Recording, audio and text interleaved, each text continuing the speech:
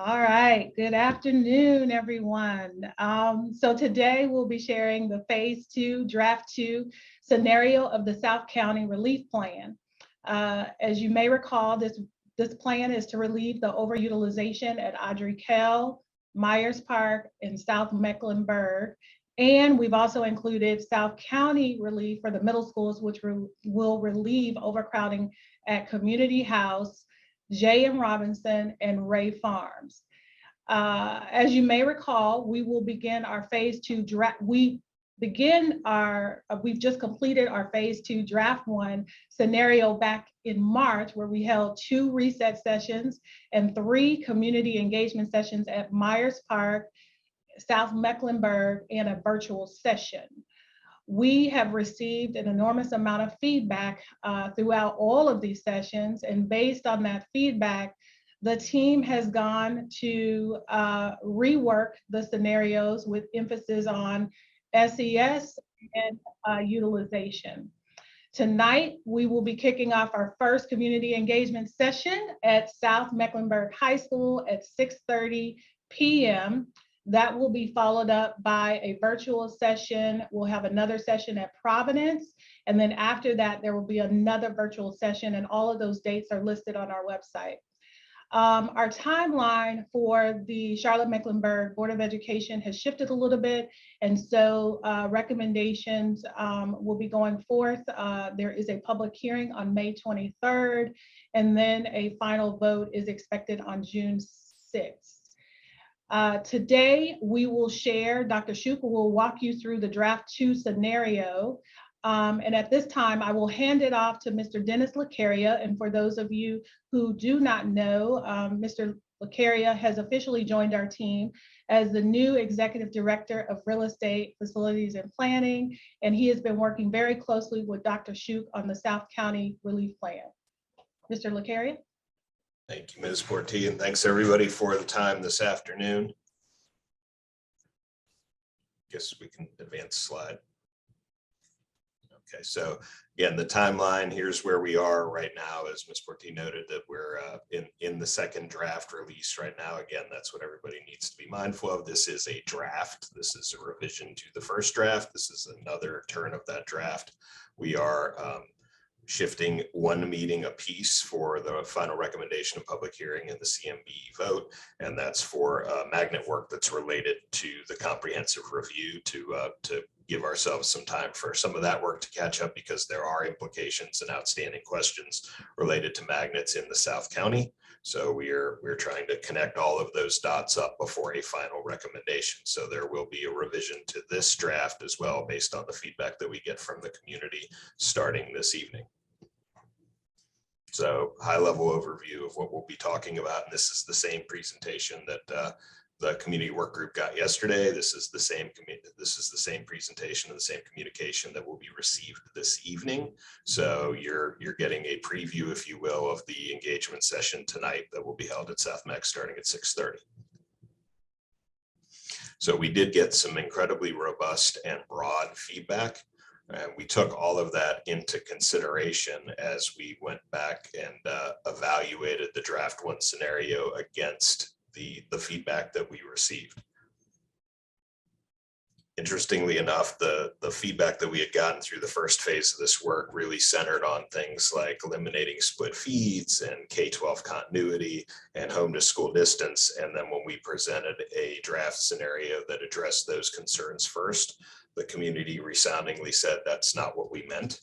So we went back and we took into consideration the strong feedback that was received from all quarters, really, about the need to focus on SES diversity as our key driver, and then take into consideration utilization next, because there were some utilization mismatches potentially as a result of the first scenario. You are going to see a revised draft that very much centers SES diversity and has some broader implications because of that, and also does look at utilization both of existing schools and the new schools, because we want to be certain that anything we do in fast growing parts of our community is able to absorb some of the projected and future growth in some of those areas, which speaks to having fewer students at the newer schools wherever possible to absorb the growth that will come online there as well.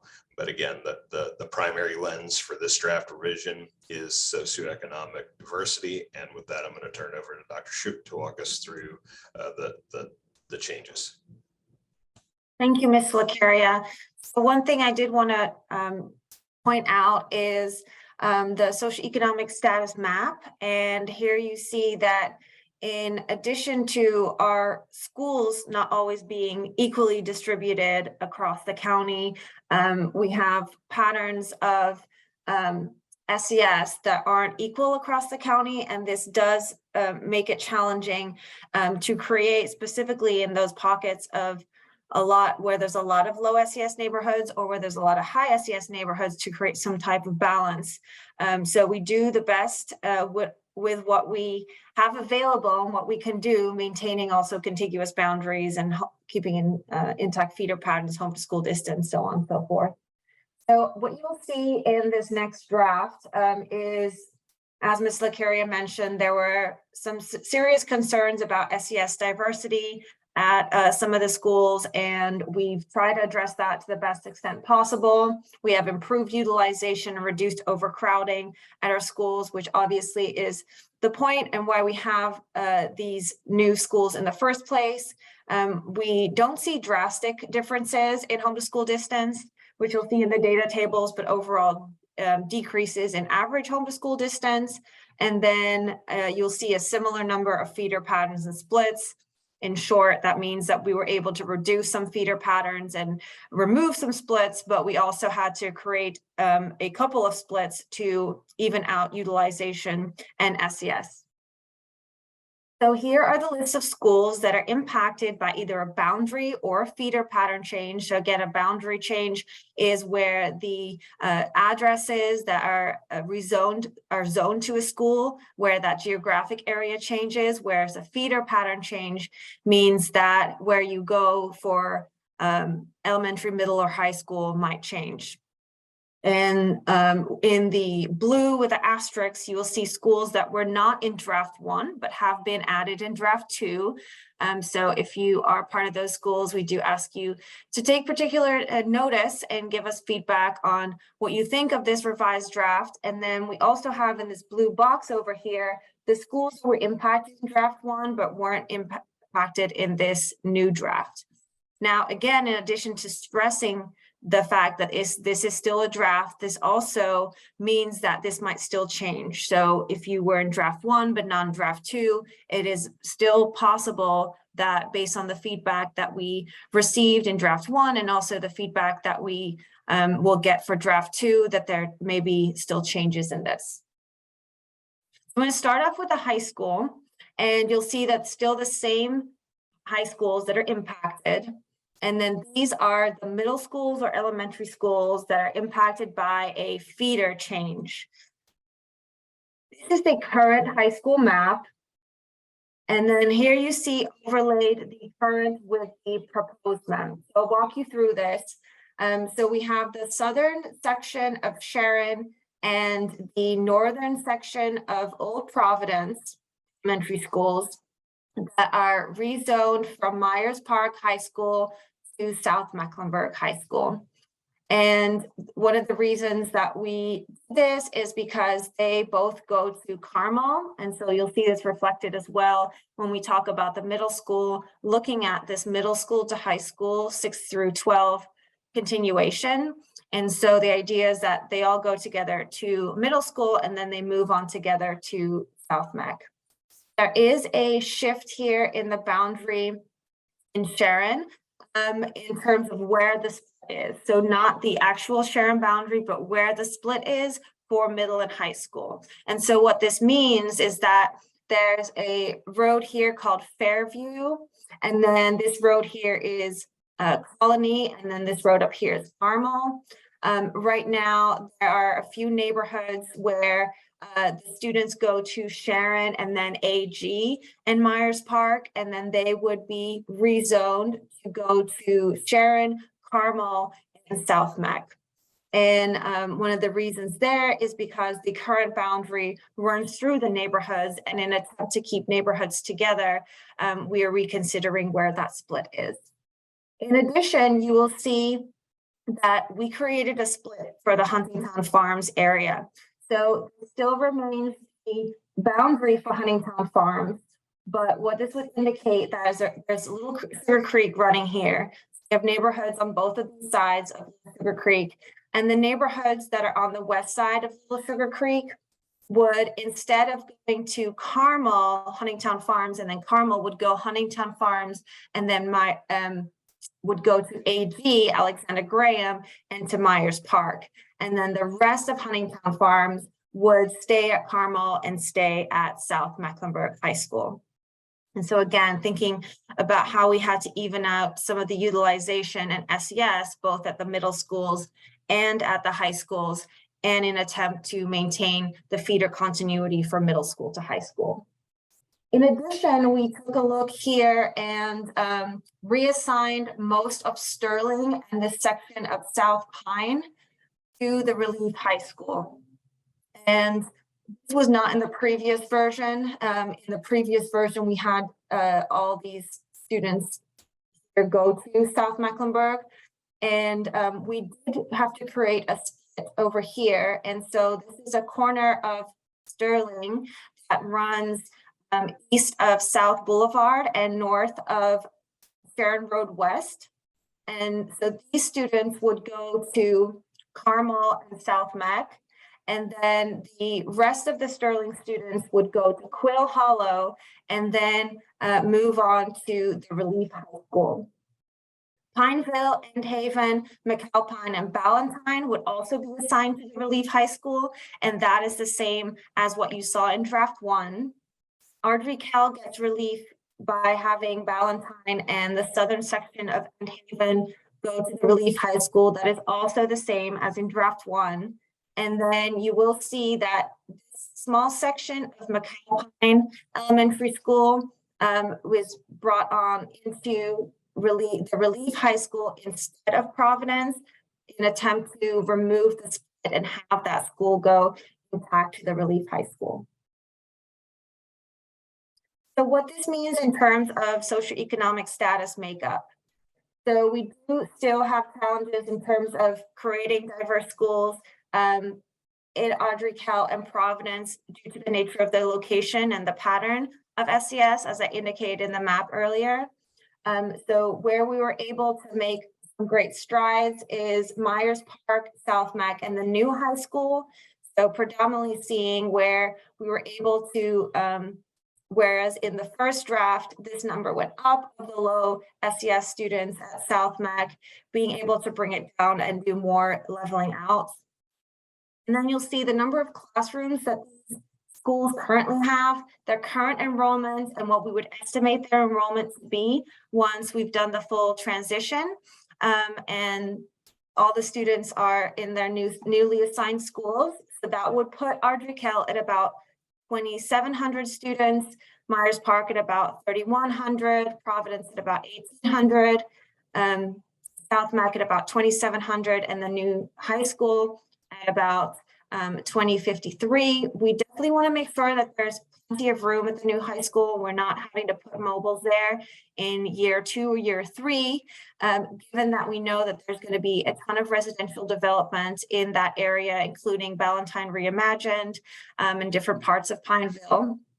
We want to take that into consideration, and then also obviously recognizing that school capacities are different. So here you can see it broken down. Quick question on that, just on the new school, what, how many grades are you assuming in that first year number? So this would be after the transition has occurred and the new school has all of the grades. All grades, okay. Yes, all students have Thanks. transition. So then we provide you with the current staff building utilization and the utilization of these schools. Here you can see broken down the different definitions. We do use different versions of utilization capacity depending on how these schools act on the ground. And to point out, if you have 130% utilization at the middle and high school, that means that every classroom is in use during all periods. So the principals are able to manage it by floating, which does not occur at the elementary school level. We have no change in the total number of feeder patterns. As I mentioned, we had 2 splits that were created to do some balancing, and then we were able to reduce some splits as well. In terms of the home to school distance, you will see for each of the levels, you'll see the minimum, the maximum, and the mean travel distance, what is currently and what it would be in this scenario. Overall, not drastic differences, but you would see generally a decrease in these mean distances. Moving on to the middle school.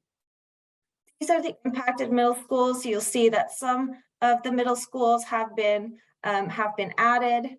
So again, looking to expand where we can to see if there are changes that need to occur, having an opportunity to fold that into this project. Impacted elementary schools. Also some changes here that I will point out. So here's the current map of the middle school boundaries. And then this is our proposed map. Again, walking you through, in this scenario, we have Eastover Elementary, which currently goes to Sedgefield. We'd like your feedback on what it would look like for them to go to Alexander Graham. And then they switched it out with Pinewood, and Pinewood Elementary, instead of going to Alexander Graham, would go to Sedgefield. Then Alexander Graham would lose some of their students here in the Sharon area to run this boundary along Fairview Road, which I mentioned earlier. Those students would go Sharon Carmel instead of Sharon AG. And then again, I pointed out earlier this split that would have some of the Huntington Farm students go to Alexander Graham and then move on with their AG friends to Myers Park, whereas the rest would stay at Carmel and then move with the Carmel friends to South Meck. Again, you will see this same split reflected that I showed with the high school for Sterling, meaning that section of Sterling would go Carmel, South Meck, and the remainder would go Quill Hollow, and then the Relief High School. Crestdale boundary stays the same. So this is what it currently looks like, and this is what it would be in draft 2. In draft 1, we did have a change in their boundaries, so we ended up being Elizabeth Lane and Providence Spring. So this draft does not have that. And so there no longer be a change for these schools.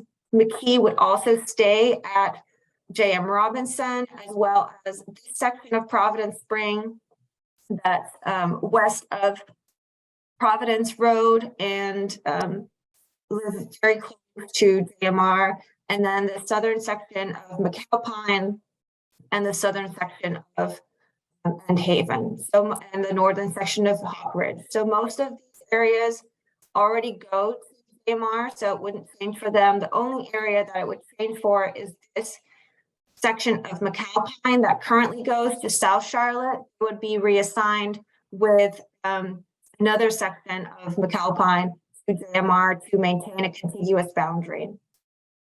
Then, as I mentioned, there's no change to South Charlotte except this McAlpine area. Quill Hollow would remain the same minus this part of Sterling. Community house change looks different than it does in draft 1. So this is the current boundary for community house here in blue. In our draft 1, we had Ballantyne being reassigned out of community house and the rest would stay. In this iteration, we are considering what it would look like if Ballantyne Elementary stayed at community house, and this means that community house still needs relief. So we looked at taking the students who would be assigned to the new elementary relief school, which is also going to open in 24-25. And this is the students who live south of Ardrey-Kell Road. So students living south of Ardrey-Kell Road would then go to the elementary relief school and then go to the relief middle school. And then they would stay at Ardrey-Kell as well. And then they would also, Polo Ridge and this section of Ray Farms would also go to the proposed new middle school. So the proposal for Ray Farms, which is the same in draft 1 as in draft 2 in terms of the ideas to remove the neighborhood boundaries and create a full magnet school. And that would mean that to K-8, both the elementary students and the middle school students would be reassigned to a neighborhood school. And so this is a proposal for where they would be reassigned. And I'll go over that in the elementary school change as well.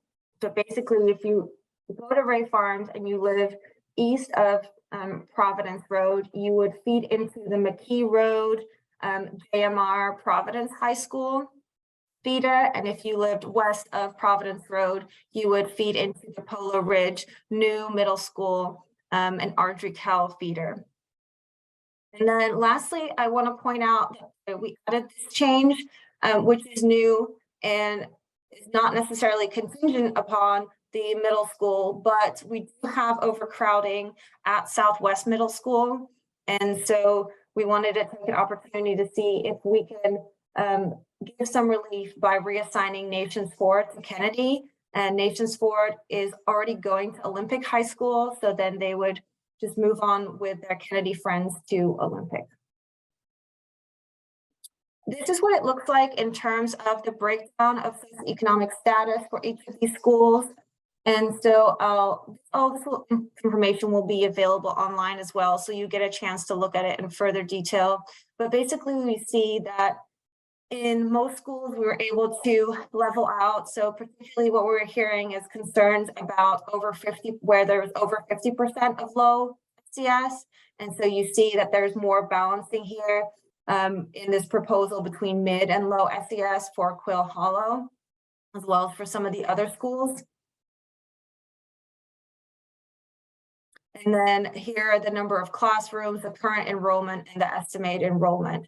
So generally, we see that enrollment would go down, giving relief to all of these schools. The only area where we see enrollment going up would be in Kennedy, because they are getting some students to Relief Southwest.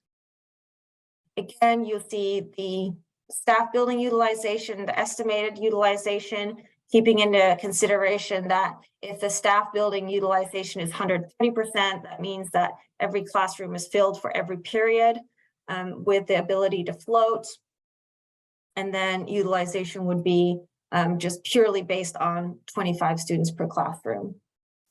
Then we have the distance analysis again. So taking a look, you'll see that there's not a whole lot of major significant changes, but we see some changes here and there when it comes to the maximum overall, a decrease in the mean. And this continuation of this. Again, we moved the Sharon split up to Fairview, Colony, and Carmel.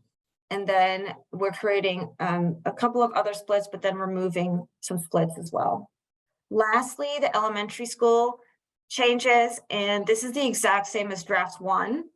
So it's basically the Ray Farms shift from going to a partial magnet to a full magnet school. And in that process, reassigning students. And so we are working right now with the Ray Farms families to figure out if this would help even out the utilization, because we obviously wouldn't want Polo Ridge or McKee to get overcrowded. But the idea is that we would still allow people to stay at Ray Farms if they were currently there, and they can get a guaranteed seat in the magnet program. So again, this is what it would look like if all the neighborhood students left, but assuming that there's going to be enough people that would want to stay, which we've been hearing a lot of people would like to stay, then this would even out these numbers. It removes the Ray Farms High School split since there's already a split along Providence Road where part go to AK and part go to Providence.